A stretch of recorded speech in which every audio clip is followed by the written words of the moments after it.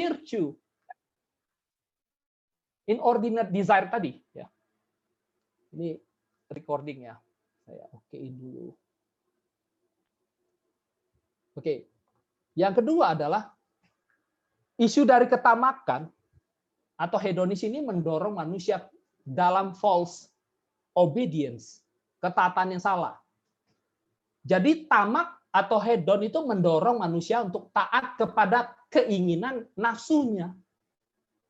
Padahal harusnya ketaatan kita adalah melakukan apa yang menjadi kehendaknya Tuhan. Hal inilah yang dikatakan di dalam Yohanes 4 ayat 34 kata Yesus ya. Makananku ialah melakukan kehendak Dia yang mengutus aku dan menyelesaikan pekerjaannya. Ya. Makanan Dia, makanan Yesus adalah melakukan kehendak Bapa. Dan juga di dalam Matius 4 ayat 4 kata Yesus, manusia tuh hidup bukan dari roti saja. Bukan dari sesuatu yang good dan sweet itu yang Tuhan berikan, tetapi dari setiap firman yang keluar dari mulut Allah. Jadi bukan tentang makanan atau tentang barang yang ada di dunia ini yang harus kita kejar, tapi harusnya manusia kejar hidup taat dalam melakukan kehendaknya Tuhan. Nah, inilah ketamakan itu membawa kita kepada false obedience. Dan yang ketiga adalah isu tadi inordinate, self glorify sama unfocus tadi dari ketamakan dan hedon itu membawa kita kepada false worship yang disembah gitu. Harusnya yang disembah itu adalah Tuhan, tetapi benda yang disembah yang menjadi berhala adalah benda-benda itu yang dianggap good dan sweet itu. Makanya penulis Amsal berkata ya di dalam Amsal 30 ayat 8 sampai 9 dikatakan jangan, ya dia memohon kepada Tuhan, jangan berikan aku kemiskinan atau kekayaan. Jangan berikan dua-duanya.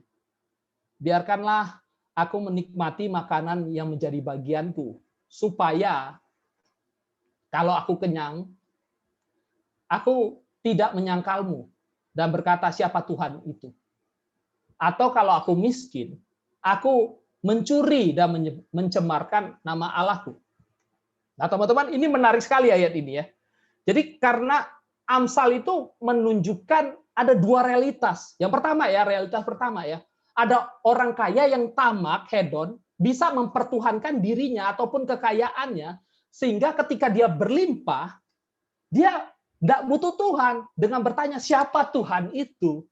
Yaitu realitas pertama. Tapi ada realitas kedua, yaitu kondisi kalau miskin, dengan inordinate desire, ketamakan itu, akhirnya dia mempertuhankan kebutuhannya sehingga dia mencemarkan nama Tuhan dengan menghalalkan segala cara. Ya kalau dia miskin, dia mencuri, dia mencemarkan nama Tuhannya. Jadi ya ngeri nih. Ya sebenarnya ini false worship. Ya. Jadi tiga hal inilah ya, vow, isu tadi dapat membawa kita kepada false vow ini. False virtue, false obedience, dan false worship. Makanya ini dikatakan sebagai dosa. Nah, sehingga pertanyaan yang harus kita jawab saat ini adalah kayak gini. Apa yang harus kita lakukan, teman-teman? Setidaknya ada 4 ya. Itu ada 4 puzzle yang saya berikan ya. Apa yang harus kita lakukan di dalam tema yang akan kita bahas di MFWF. Nanti silakan teman-teman diskusi di dalam break room ya. Yang pertama adalah kita harus sadar dan syukur. Karena makanan atau benda-benda yang lain, apapun itu, adalah pemberian Tuhan yang good dan sweet untuk kita. Ya. Jadi kita ini bukan pemilik tunggal, teman-teman. Bukan pemilik tunggal dari semua barang yang kita miliki, ya kita miliki, kita own, kita beli itu dengan keringat kita. Tetapi kita bukan pemilik tunggal. Pemilik tunggal ya adalah Tuhan. Semua adalah miliknya Tuhan dan kita diberikan kepemilikan. Makanya kita disebut penata layan, steward. Ya. Jadi kita diberikan berkat dan kita harus mengelolanya berkat itu dengan sebaiknya, dengan hikmat, kebijaksanaan, dengan rasa syukur. Jadi ini yang pertama ya. Hal yang sederhana yang pertama yang kita lakukan. Yang kedua adalah semua berkat Tuhan tadi itu baik. Baik itu makanan, minuman, handphone, gadget, mobil, dan lain sebagainya, uang, ya, merupakan penunjuk. Nah, ini agak rumit, sedikit aja rumitnya ya. Saya sederhanakan aja. Jadi barang yang kita miliki termasuk makanan, sesuatu yang good dan sweet itu merupakan penunjuk atau sign dari sesuatu yang kekal dari Tuhan. Jadi mari kita nikmati dengan VOW yang benar. Nah, maksudnya apa itu? Ya, penunjuk kepada sesuatu yang kekal. Nanti saya akan jelaskan itu. VOW kan sudah tahu ya. Tapi kita harus menikmati dengan VOW, dengan virtue yang benar, dengan obedience yang benar, dengan worship yang benar ya. Akhirnya kita menyembah Tuhan sebagai pemilik apa yang kita miliki sekarang ini. Ya. Namun apa maksudnya semua berkat Tuhan ini adalah penunjuk atau sign dari sesuatu yang kekal dari Tuhan. Nah, saya akan mencoba menjelaskan dengan sederhana ya. Ini konsep sign and thing dari Santo Agustinus dan kemudian diteruskan oleh Martin Luther dan John Calvin ya. Jadi kayak gini, suatu benda atau kegiatan manusia di dunia ini merupakan penunjuk atau sign dari sesuatu yang ada di surga. Jadi ada makna rohaninya. Jadi seperti ini, teman-teman. Ya. Jadi sesuatu yang ada di bumi itu sebenarnya menunjuk kepada sesuatu yang kekal, yang rohani gitu. Nah, kita lihat sama-sama dulu nih. Misalnya yang ada di bumi itu adalah makanan, minuman, uang atau upah. Tetapi kita lihat sama-sama nih. Di dalam Yohanes ayat 6 pasal 6 ayat 35 dikatakan apa? Yesus berkata kepada mereka, "Akulah roti hidup." Ya. Jadi roti itu adalah makanan yang akhirnya menunjuk kepada sesuatu yang rohani. Barang siapa datang kepadaku, ia tidak akan lapar lagi, dan barang siapa percaya kepadaku, ia tidak akanlah haus lagi. Ini makanan dan minuman ya. Nah, kemudian di ayat 57, sama seperti Bapa yang hidup mengutus aku, dan aku hidup oleh Bapa. Demikian juga barang siapa yang memakan aku, memakan Yesus, karena dia roti hidup itu. Ya. Jadi barang di sini itu dipakai jadi analogi, tidak hanya analogi, tetapi sesuatu yang dicicipi sebagai sweet dan good. Itu sebenarnya menunjuk kepada sesuatu yang kekal gitu. Keselamatan dalam Yesus Kristus. Nah, begitu pula nih di dalam Yohanes 7 ayat 37 dikatakan Yesus berdiri dan berseru, barang siapa haus, baiklah ia datang kepadaku dan minum. Ya, maksudnya apa di sini? Jadi jelas maknanya menunjuk pada sesuatu yang rohani, yang kekal, yakni menerima hidup yang kekal dalam Yesus, sang air hidup. Nah, begitu pula nih dalam Lukas 6 ayat 23 dikatakan, bersukacitalah pada waktu itu dan bergembiralah, sebab sesungguhnya upahmu besar di surga. Jadi ada konsep upah yang menunjuk kepada upah yang ada di surga, sesuatu yang good dan sweet yang kekal, teman-teman, yang diberikan Tuhan kepada kita. Jadi sebenarnya jangan melihat kayak gini, makanan itu negatif, enggak. Makanan itu baik adanya. Tetapi yang tidak baik itu adalah desire kita, manusia berdosa. Karena sekali lagi, sesuatu yang Tuhan ciptakan, Tuhan berikan itu baik. Karena sekali lagi menunjuk kepada yang kekal gitu. Ya. Jadi sekali lagi dijelaskan bahwa semua berkat Tuhan adalah penunjuk dari sesuatu berkat rohani dan kekal yang dari Tuhan, sehingga mari kita nikmati dengan bijaksana. Ya, ini dengan VOW, virtue berdasarkan landasan firman Tuhan. Obedience kepada kehendak Tuhan, dan worship hanya kepada Tuhan. Jadi apa yang kita miliki dan apa yang kita harapkan tidak masalah. Itulah yang akan menghindari kita kepada ketamakan, kepada sikap hedon gitu. Itu yang kedua. Yang ketiga adalah kayak gini. Mungkin ini saya pernah sering sebut ke beberapa teman gitu. Belajar berdoa dengan otentik dan menikmati setiap berkat dari Tuhan. Gitu. Berdoa itu baik itu di dalam hal meminta, dalam hal bersyukur, dalam menikmati berkat Tuhan, ya itu harus datang dari kesungguhan hati kita, teman-teman. Dan ataupun kita berharap dengan sungguh kepada Tuhan. Nah, saya mungkin ya sudah sharing ini ke beberapa teman. Kadang kita tuh berdoa itu, apalagi doa makan ya, kita anggap simple sekali. Atau doa minta sesuatu lah. Kita doa ulang-ulang gitu. Tapi saya dan istri itu ingin melatih bersama untuk berdoa makan dengan otentik. Sederhananya kayak gini. Jadi menjadikan Tuhan itu sebagai pemilik segala sesuatu, termasuk makanan yang tersedia ini memang ya dimasak gitu. Tetapi ketika masak itu ngobrol sama Tuhan tuh bukan Tuhan terima kasih untuk makanan ini, amin. Besoknya Tuhan terima kasih untuk makanan ini, amin. Setahun kayak gitu terus, enggak kayak gitu. Itu enggak menjadikan Tuhan itu adalah Tuhan sang pemilik, Tuhan pribadi, Allah yang kudus, Bapak yang sayang kepada kita. Enggak. Nah, disitulah bagaimana kita ngobrol kepada Tuhan itu kepada sang pribadi gitu. Ya Tuhan, terima kasih Tuhan, hari ini bisa makan pete. Ya. Jadi ngobrol dengan otentik. Nah, itu udah belajar kami ya. Untuk bahkan di dalam harapan, berharap pengen apa, harapan, ucapkan harapan itu kepada Tuhan dengan otentik. Itu yang ketiga ya, agar kita tuh terhindar dari ketamakan dan hedon. Karena hedon itu membawa kita kepada self glorify.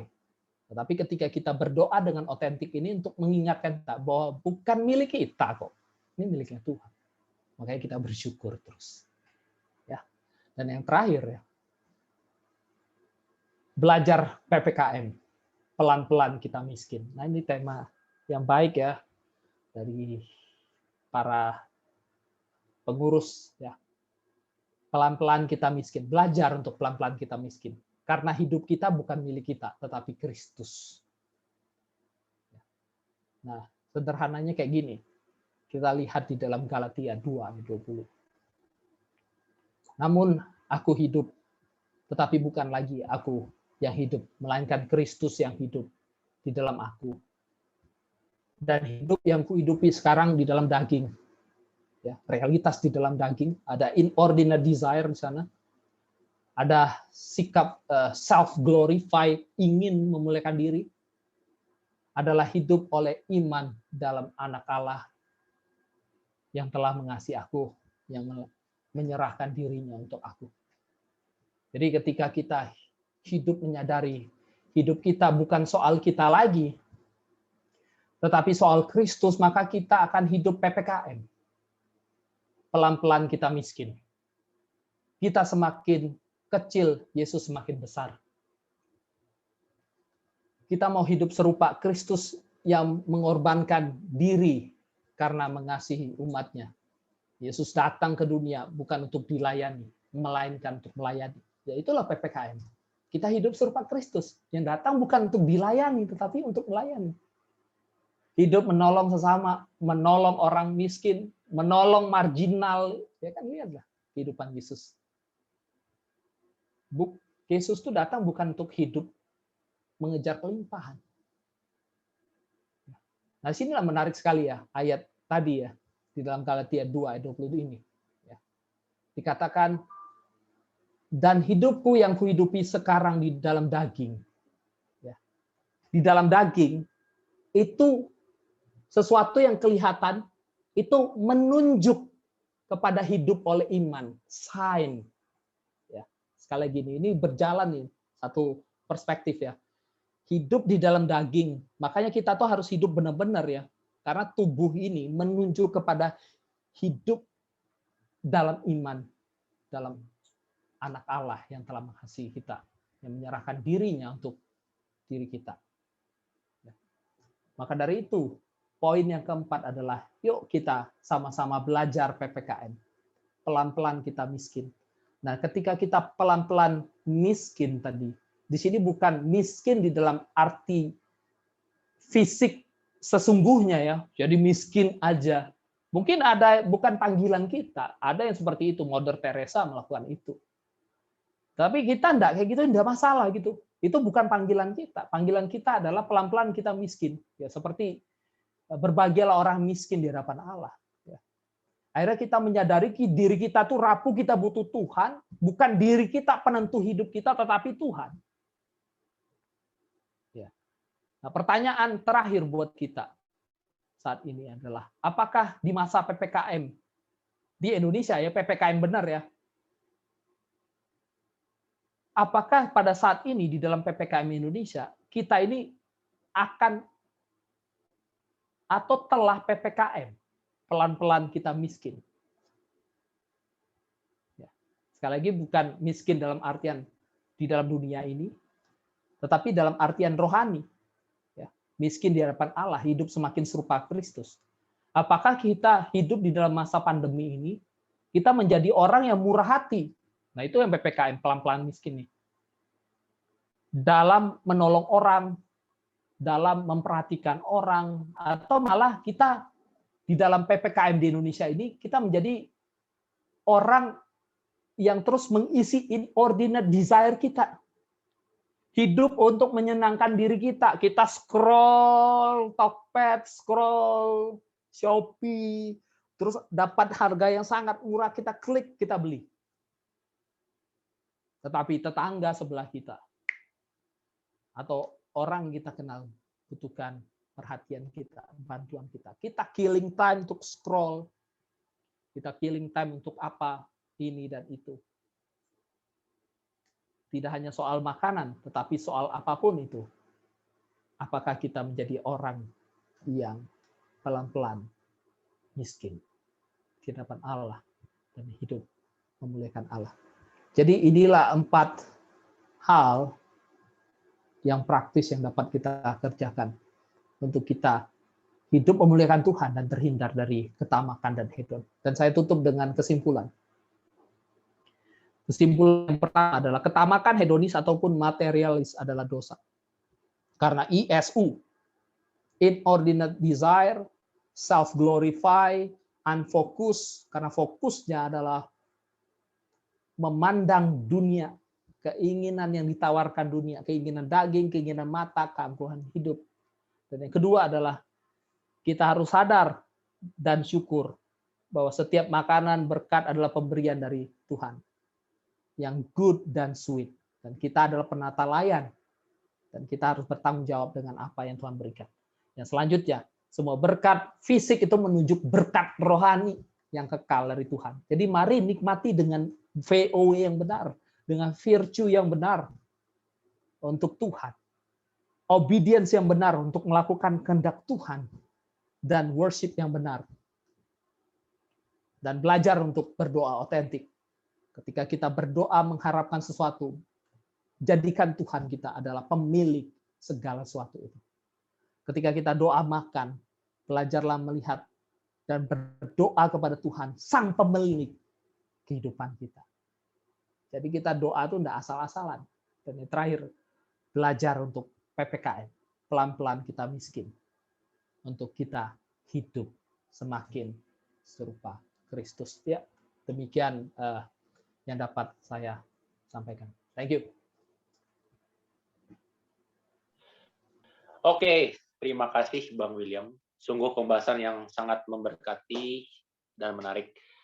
Tentunya pasti beberapa teman-teman pasti banyak pertanyaan nih kalau ada yang nggak jelas. Ini beberapa teman-teman udah mulai chat-chat nih. Ada yang bingung, ini gimana nih gimana. Nah, jangan khawatir karena nanti habis diskusi kita akan ada sesi tanya jawab dengan narasumber. Nah, tapi sebelumnya habis ini kita mau diskusi bareng di kelompok dulu. Jangan pada leave karena nanti kita akan bagi kelompoknya berdasarkan gender ya, cewek-cewek, cowok-cowok. Nanti akan dibagi. Nah, teman-teman diharapkan untuk kita bisa diskusinya tuh santai ya, nggak ada benar, nggak ada salah. ya diskusi keseharian aja gitu. Lebih ke arah study case sih. Jadi ya diskusi santai lah. Oke teman-teman, sebentar lagi disiapin roomnya. Kita bisa apa? Udah ready belum ini roomnya? Oke, kalau udah ready langsung dibagi roomnya aja ya. Oke, silakan. Selamat diskusi ya teman-teman.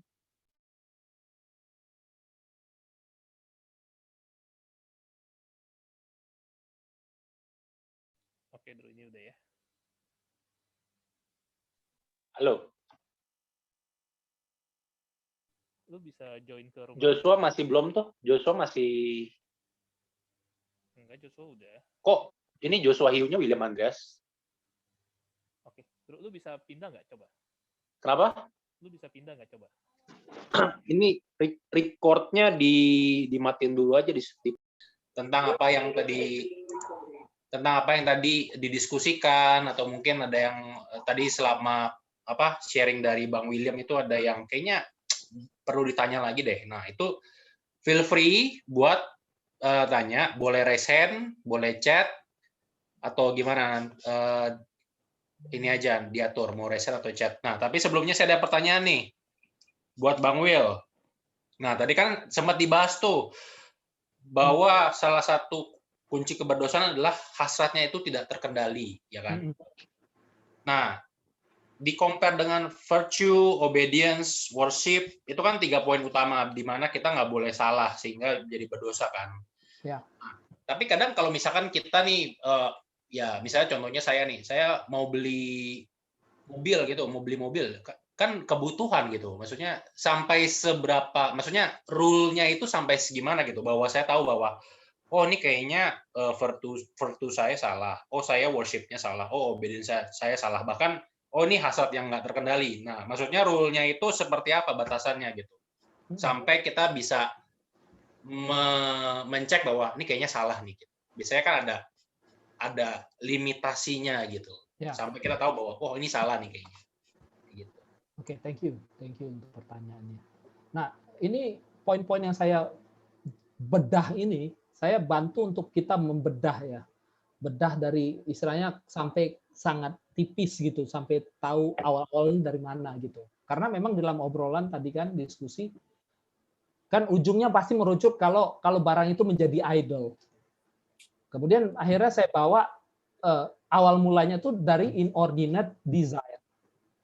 Jadi memang pada akhirnya poin-poin tadi ISU sama VOW itu menjadi pakem atau menjadi batasan untuk kita itu menilai diri kita, bukan untuk menilai orang lain. Jadi ya ini kan pertanyaan si Andrew kan memang pada akhirnya untuk menilai diri apakah saya ini hedon, tamak atau enggak gitu. Misalnya beli mobil gitu.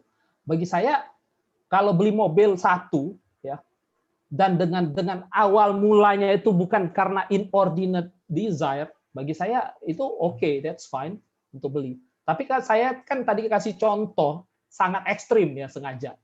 Itu menjadi ketawaan candaan di grup kami tadi. Ya.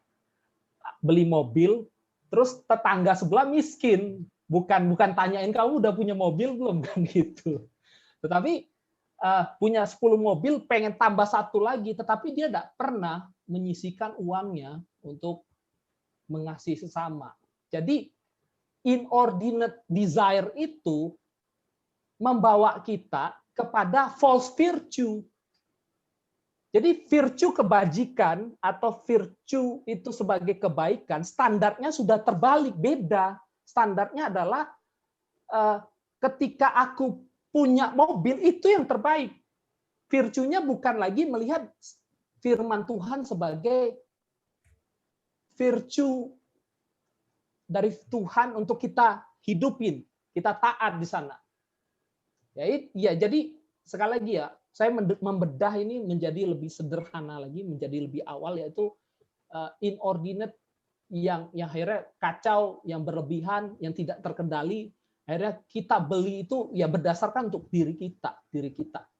Ya pasti ada bedanya sih dengan orang membeli berdasarkan kebutuhan, dia mikir-mikir dulu, ya hitung-hitung dulu, dengan inordinate desire ini. Itu yang bisa saya sampaikan sih. Nah, ini kalau mau sedikit di ini ya, kalau argumennya ya sedikit dibedah lebih dalam lagi. Memang kan tadi dibilang bahwa kita kan beli buat diri sendiri, ya pastilah, semua pasti beli buat diri sendiri gitu kan. Nggak mungkin, ya mungkin dia beli buat orang lain itu lain hal ya. Ya. Misalkan contohnya nih kayak saya lagi di toko Bape nih sekarang nih di background saya nih. Ini kan Bape ini kan kaos yang terkenal, mahal banget gitu. Ya pasti saya beli buat diri saya sendiri dong. Nah, tapi kan standar setiap orang itu beda ya kan. Ada orang yang bilang, kalau saya pakai Bape ini baru keren nih. Badan saya kalau saya pakai yang baju di matahari gatel-gatel, saya harus pakai Bape nih baru oke gitu. Nah, ada juga kayak tadi orang beli mobil 10. Tapi 10 itu buat dia, ya gue memang harus punya 10 karena 1 buat gue, 2 buat istri, 3 buat teman, 4 buat ayah, 5 buat adik. 1 orang 1 itu standar dia gitu. Dan kalau dibilang, yang penting sudah berbuat baik, ya gue kasihlah 100.000, 200.000 ke orang-orang lah, bagi-bagi gitu. Tapi apakah itu menjadikan serta-merta bahwa, maksud saya tuh gini nih Bang. Jadi, apakah dengan seperti itu menjadikan hasrat saya menjadi terkendali gitu, atau gimana? Oke. Sekali lagi ya, inordinate desire itu kita menyadari kok. Inordinate desire itu kan tindakan yang tidak terkendali, hasrat yang tidak terkendali, dan kita menyadari itu sebagai keinginan untuk mengisi keinginan diri kita. Ya. Memang pada akhirnya sekali lagi titik tegas di sini ya ISU sama VOW itu bukan sebagai prinsip bukan prinsip hitam putih. Yang sangat hitam putih adalah ketika barang itu menjadi idol. Ya, itu kan hitam putih. Tapi memang pada akhirnya pasti ada perdebatan-perdebatan yang sangat banyak ya mengenai ini. Kasus per kasus jadinya menjawabnya. Kasus per kasus kita menjawab, misalnya kamu akan kasih contoh yang lain juga, misalnya Bape dan lain sebagainya. Tetapi ini setidaknya menjadi kerangka, walaupun kerangkanya ujungnya aja yang hitam putih, yaitu berbicara soal ayo kita memandang salib Kristus, yuk kita semakin serupa Kristus, yuk jangan jadikan barang itu idol. Itu hitam putih, itu jelas. Itu normatif di dalam Alkitab menjelaskan hal itu. Tetapi soal inordinate desire, kadang kita juga nggak menyadari. Apakah nggak menyadari itu artinya dia tidak berdosa? Tidak juga, gitu kan. Ketika dia menyadari, dia deny, itu bukan berarti dia tidak tamak juga. Jadi memang ini ranah ya kerangka yang menurut saya abu-abu, tetapi saya mengajak kita untuk ya itulah sadari dan juga syukur. Maksudnya sadari di situ adalah tugas kita untuk mengeksamen diri kita, untuk mengoreksi diri kita dengan kerangka tadi. Apakah aku membeli ini berdasarkan inordinate desire? Ya, jadi memang kasus per kasus. Kalau ini menjadi satu pakem hitam putih, agak sulit memang. Tetapi yang pakem hitam putih, tetap kalau barang jadi idol, itu dosa. Itu aja yang bisa saya sampaikan. Oke, berarti barang jadi idol itu udah langsung auto dosa. Ya. Motifnya apa? Oke teman-teman, jangan malu-malu kalau ada pertanyaan yang ingin diklarifikasi, bisa langsung resen atau ketik aja ya. Ini saya ada pertanyaan lagi nih. Tadi sempat dibahas terakhir tentang pelan-pelan kita miskin, ya kan? Nah, tapi ada di pembahasan yang lain juga di Amsal berapa tuh tadi? Sorry. Amsal tadi ya. Ya, tadi Amsal bahwa kita jangan jadi miskin juga. Nah, ini ada teman-teman juga yang bingung. Nah, jadi jadi miskin atau nggak jadi miskin nih? Nah, apakah semua orang Kristen harus jadi miskin gitu? Apakah kita nggak boleh punya barang-barang mewah gitu? Oke. Gitu. Gimana tuh, Bang? Saya izin share dulu ya di poin saya ini. Nah, teman-teman bisa lihat ya. Nah, ini nih konsep sign and think pertama dari Santo Agustinus ya. Nah, ini kita harus mengerti di dalam Alkitab itu sering menggunakan kata-kata yang ada di dunia, tetapi itu merujuk kepada hal yang rohani. Dalam artian kayak gini, miskin itu belum tentu miskin. yang sesungguhnya, ngerti ya? Kalau kita melihat di dalam Matius itu, Yesus ngomong khotbah di bukit, berbahagialah orang yang miskin di hadapan Allah. Nah, itu bukan berarti miskin kita menjadi benar-benar miskin kayak gitu. Nah, di sini tapi yang di dalam Amsal yang dimaksud si Amsal itu adalah miskin beneran. Jangan jadikan aku miskin ya Tuhan. Miskin beneran ya, enggak punya apa-apa. Karena ketika aku jadi miskin, ketika aku punya inordinate desire, aku pengen sesuatu, aku akhirnya mencuri, mencemarkan nama Tuhan. Jadi di situ kita akhirnya belajar untuk memilah kata di dalam Alkitabnya apa. Karena makan pun bisa beda ya. Makan roti itu pun bisa beda. Nah, karena sekali lagi ya, roti itu akhirnya ada maknanya. Menyembelih domba itu ada maknanya. Minum itu ada maknanya. Akhirnya menunjukkan bahwa kita harus mulai melihat dengan baik ya bagaimana Amsal itu menjelaskan miskin itu adalah miskin yang real gitu. Ya Tuhan, jangan jadikan aku miskin. Akhirnya si Amsal itu menyadari dirinya itu ada ordinate desire juga. Karena ketika dia jadi miskin, ordinate desire-nya adalah mengharapkan sesuatu dan dia akhirnya menghalalkan segala cara untuk mengisi desire-nya itu yang tidak terkendali. Tetapi dia juga menyadari ordinate desire-nya ketika dia jadi orang kaya beneran, yang berlimpah beneran, ketika dia memiliki sesuatu, terus dia makan. Nah, makan di sini adalah istilah yang lebih luas maknanya. Tapi ketika dia sudah berlimpah, dia tanya, siapa itu Tuhan? Nah ini. Kayak gitu sih, bro. Oke, thank you. Oh ya, berarti mungkin miskinnya yang pelan-pelan kita miskin lebih ke arah sikap hati ya? Iya, benar. Dibanding nggak bisa makan beneran. Oke, ini ada lagi. Tony tuh, angkat tangan tuh. Oke, silakan. Oh ya, ini Tony, dia termasuk yang ini ya, on time ya, karena itu kita kasih privilege dia untuk tampil. Silakan, Ton. Itu hadiah macam apa coba? Silakan. Ini aja sinyalnya lancar. Tadi sharing enggak. Oh iya. Enggak, tadi itu ada hedonan gue tadi, makanya jadi internetnya nggak lancar. Pasti game update.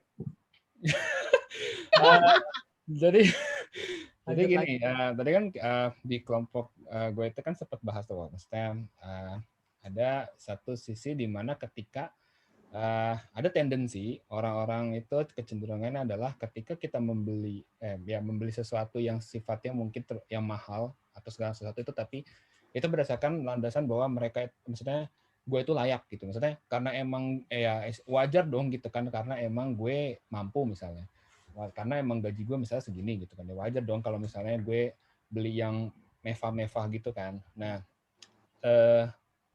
yang mau ditanyakan di sini adalah apakah itu termasuk salah satu bentuk self gracious gitu kan, dan kalau emang ternyata itu adalah suatu isu yang maksudnya ya isu greedy juga gitu kan, itu bagaimana cara kita untuk bisa mengelola itu gitu, maksudnya desire yang kayak gitu tuh, karena lucu sih kan, kok bisa ada yang berpikiran kayak gitu, dan itu umum gitu terjadi gitu di banyak orang ya. Gitu sih, Pak. Oke, thank you. Ya, bagi saya hal yang wajar ya untuk kita melihat gaji atau usaha keras kita menghasilkan, dan itu kita merasa itu milik kita.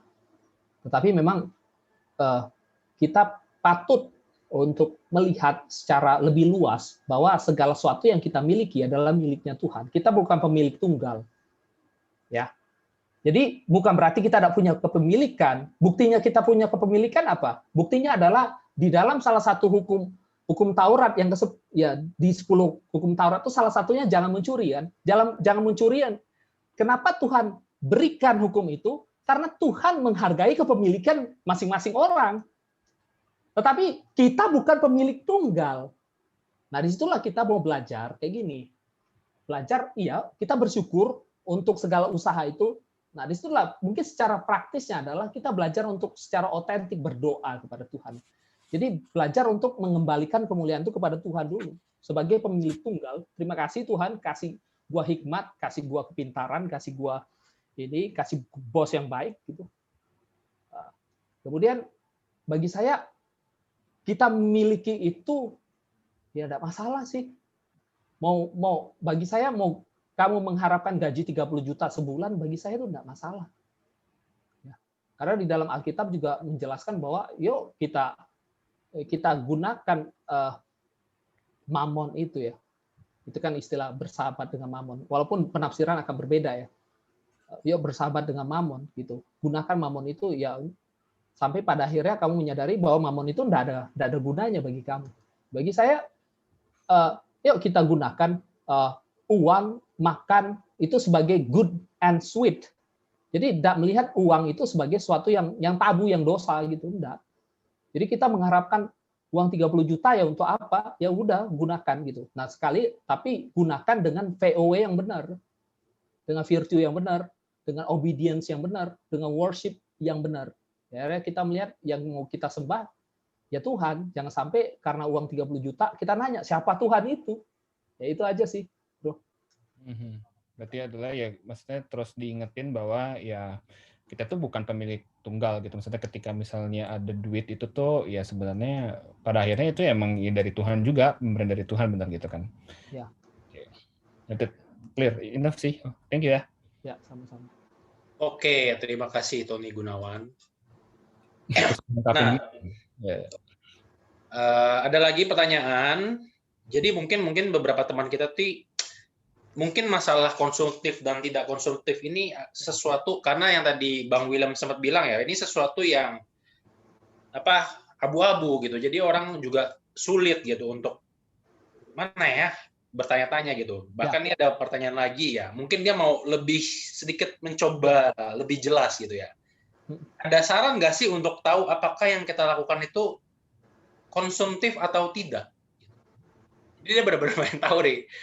Kayak ini yang gue lakukan ini konsumtif. Mungkin dia juga nggak sadar gitu. Tapi mungkin lebih ke arah, kalau tadi kan sempat dibilang bahwa ya kita harus cek, oke, kita harus melihat pandang pada Tuhan dan segala macam. Tapi ini mungkin lebih ke arah daily life, practical gimana dia.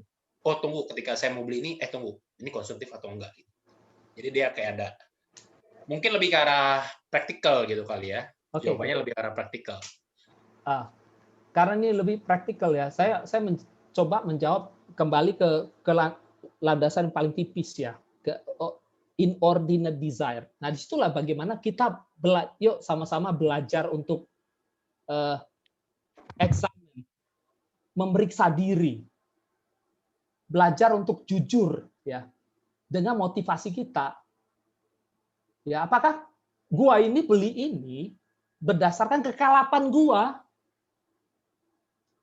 Ya, atau misalnya gue beli Purify apa tadi, saya kurang ngerti juga. Apakah karena memang kebutuhan kayak gitu kan? Memang pada akhirnya ya hikmat itu datang dari diri kita. Nah, kita minta sama Tuhan. Ya, akhirnya kebijaksanaan itu begini ya, kebijaksanaan itu tidak diberikan kepada satu titik gitu. Karena kebijaksanaan di dalam masalah demi masalah itu harus dengan jawaban yang berbeda-beda. Nah, disitulah bagaimana sekali lagi yang pertama yang harus kita lakukan, yuk melatih diri untuk berefleksi, untuk koreksi diri, untuk koreksi hati. Ya, apakah ini desire-ku ini benar gitu? Terus yang kedua adalah kita melihat ya hal ini bukan menjadi prinsip hitam putih ya. Tetapi ya ini dalam sharing saya ya. Bagi saya ketika saya ngobrol sama istri saya, ini konsep saya ya. Ya, hikmat datang dari Tuhan yang memberikan. Makanya kita minta hikmat. Di dalam saya ngobrol sama istri, misalnya istri mau beli iPhone. Ya, misalnya di Apple. Saya bingung. Apple. Terus saya tanya, ya untuk apa gitu. Terus handphone yang sekarang kasih buat siapa? Saya kayak gitu. Misalnya beli barang nih, berarti barang lama itu kan ada. Ya udah kasih buat siapa? Sekarang nih beli setrika yang baru ya supaya lebih panas, yang agak mahal. Lebih panas, alasannya lebih panas gitu Ya, ya. lebih panas. Tapi yang sebelumnya itu kan ada, yaitu untuk siapa? Nah itu harus dipikirkan. Nah itu konsep saya ya. Tetapi itu kan memang kebutuhan. Tetapi ada barang lain tuh kurang panas aja gitu kan. Nah ya udah beli gitu. Tetapi kita mau step lebih lanjut ya agar tidak ada barang yang menumpuk di sini dan kita mau bantu orang lain juga. Ya itu akan beda-beda sih. Bagi saya kayak gitu sih, Bro. Gimana, Bro? Ya, itu menarik sih tadi kata-kata yang sebenarnya cukup jelas ya.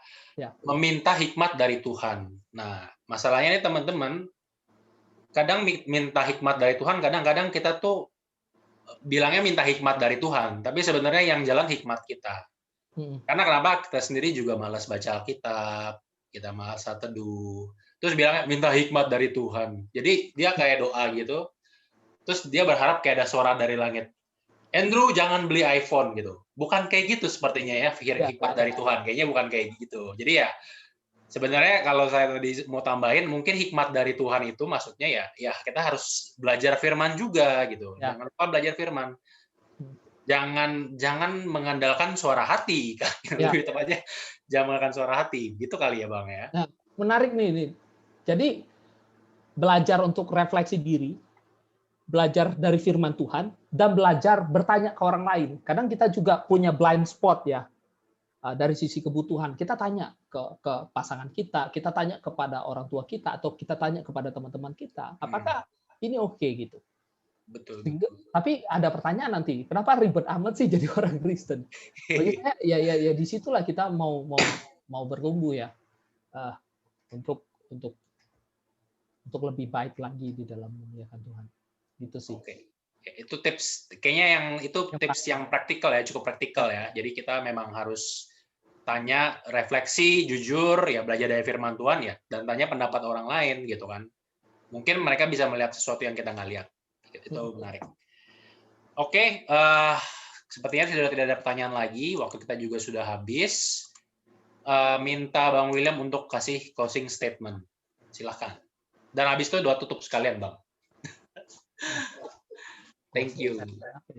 Jadi memang di tengah masa PPKM ini kita melihat ya ada kerusuhan, ada demo lah yang belum sampai kerusuhan. Dari situlah bagaimana kita harusnya menyikapi dengan benar, dengan hikmat sebagai orang Kristen. Karena yang dikatakan sebagai influencer tuh, YouTuber tuh kadang memamerkan kekayaan. Nah itulah bagaimana Ade Armando tuh sangat benci sekali dengan tindakan itu. Karena tindakan memamerkan kekayaan ini, itu berdampak sangat negatif. Nah disitulah bagaimana kita, yuk sama-sama belajar ya melakukan tindakan itu berdasarkan hikmat ya dari Tuhan gitu. Supaya kita itu benar-benar menjadi berkat baik itu secara langsung maupun tidak langsung ya. Kita bisa mendoakan, kita bisa menyikapi konten-konten yang kita share di Instagram. Nah saya itu baru tadi menghapus semua foto saya yang ada kesombongannya lah, pelayanan di sini lah, pelayanan di situ. Apa ini? Saya cek untuk apa ini saya hapusin? Untuk apa ini saya hapusin? Nah, sekarang saya mau redeem, istilahnya memperbarui media sosial saya ya untuk men-sharekan kebaikan Tuhan. Disitulah saya tuh juga sering lihat konten-konten sekarang ya. TikTok itu sebagai idiokrasi. Jadi ada orang yang benci sekali sama TikTok itu.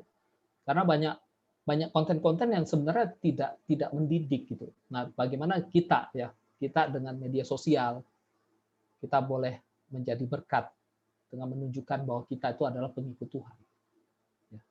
Kita menjadi pelan-pelan, kita miskin, tetapi miskin di hadapan Allah. menyadari bahwa segala yang kita miliki adalah miliknya Tuhan dan kita ingin memuliakan Tuhan dengan apa yang kita miliki. Ya, baik. Kita bersatu dalam doa. Terima kasih ya Tuhan, sampaikan kebenaran firman-Mu. Hamba-Mu sesungguhnya terbatas. Ada banyak hal yang hamba-Mu tidak mengerti. Namun kiranya dalam keterbatasan itu Roh Kudus yang bekerja tak terhindarkan kepada kami. Sehingga kami pun diajar oleh Roh Kudus. Sehingga ada pertanyaan-pertanyaan di dalam kasus demi kasus dalam kehidupan kami. Apakah ini hedon apa tidak. Kiranya Tuhan yang berikan hikmat. Sehingga kami pun belajar untuk refleksi diri, belajar untuk membaca, merenungkan, dan menghidupi firman Tuhan, dan belajar untuk men-sharingkan pergumulan kami kepada orang-orang sekitar kami. Bantu kami Tuhan, untuk kami hidup menjadi anak-anak Tuhan yang sungguh-sungguh hidup untuk memuliakan Tuhan. Terima kasih di dalam Kristus Yesus kami berdoa. Amin. Amin. Teman-teman, Thank you semua. teman-teman jangan leave dulu. Kita